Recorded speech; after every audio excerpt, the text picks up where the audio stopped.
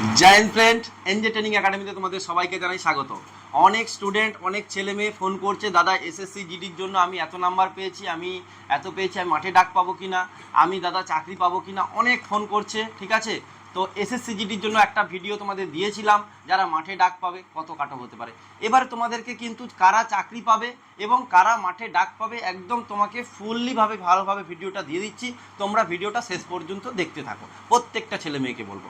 দেখো, জেনারেল ডিস্ট্রিক্টের জেনারেল ছেলেদের ক্ষেত্রে তুমি যদি 95+ নাম্বার থাকে, 95 থেকে 100-র মধ্যে তোমার নাম্বার থাকে, তুমি বিএসএফ হোক যাই ট্রেড হোক, তুমি একটা চাকরি 100% পাবেই পাবে, একদম গ্যারেন্টি। 95 থেকে 100 নাম্বার তোমার থাকলে জেনারেল ডিস্ট্রিক্টে ছেলেদের ক্ষেত্রে তুমি চাকরি পাবে। এবং তুমি কিন্তু 85 পেলে মাঠে ডাক পাবে, কিন্তু চাকরি পাবে কিনা বলতে পারবো না, কেমন? এবং মেয়েদের ক্ষেত্রে জেনারেল ডিস্ট্রিক্ট কত, তুমি যদি 90 পেয়ে থাকো, 90+, অর্থাৎ তুমি কিন্তু চাকরিটা পাবে কনফার্ম। তার জন্য মাঠের জন্য প্রিপারেশান নাও। সেক্ষেত্রে তুমি যদি 80 নাম্বার পেয়ে থাকো, মাঠে কিন্তু ডাক পাবে, কিন্তু তোমাকে 90+ তোমাকে পেলে তুমি কিন্তু তবেই চাকরি পাবে জেনারেল ডিস্ট্রিক্ট ছেলে মেয়েদের ক্ষেত্রে। আচ্ছা, এরপরে যাই বর্ডার ডিস্ট্রিক্ট। বর্ডার ডিস্ট্রিক্টে জেনারেলের ছেলেদের ক্ষেত্রে তোমাকে পেতে হবে 85+, তবেই কিন্তু তুমি চাকরি পাবে, কেমন? এবং মাঠে ডাক পাবে কিন্তু 75-এ, অর্থাৎ যারা 75 আছে তোমরাও কিন্তু মাঠের জন্য প্রিপারেশান নাও। আর মেয়েদের ক্ষেত্রে যারা 80+ স্কোর করেছো বর্ডার ডিস্ট্রিক্টে, তোমরা কিন্তু অতি অবশ্যই 100% তোমরা চাকরি পাবে, কেউ রুখতে পারবে না তোমাদের। ঠিক আছে, এবং তোমরা কিন্তু 70 নাম্বার পেলেই কিন্তু তুমি মাঠের জন্য ডাক পাবে। এরপরে আমি যাই Naxal district. Naxal district general ছেলেদের ক্ষেত্রে 75+, অর্থাৎ 75+ যদি তোমার নাম্বার থাকে, তুমি কিন্তু চাকরিটা পাচ্ছ কনফার্ম, অর্থাৎ মাঠের জন্য প্রিপারেশান নাও।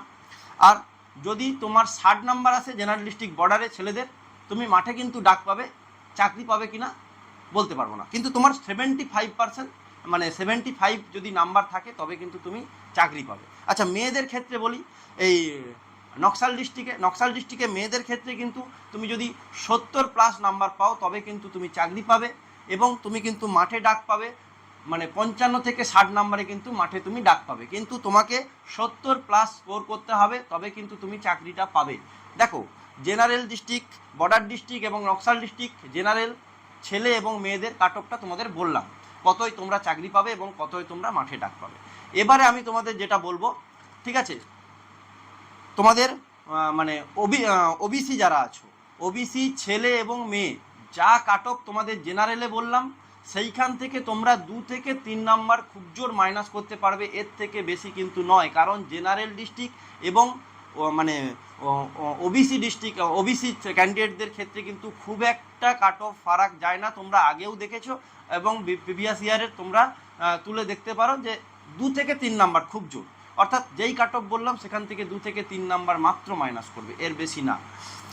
এবং এসসি এসটিদের ক্ষেত্রে বলবো, তোমরা জেনারেল থেকে যে কাট অফটা তোমাদের বললাম সেখান থেকে 5 থেকে 7 নাম্বার তোমরা মাইনাস করবে, এবং তোমরা লাগাতার প্র্যাকটিস শুরু করে দাও।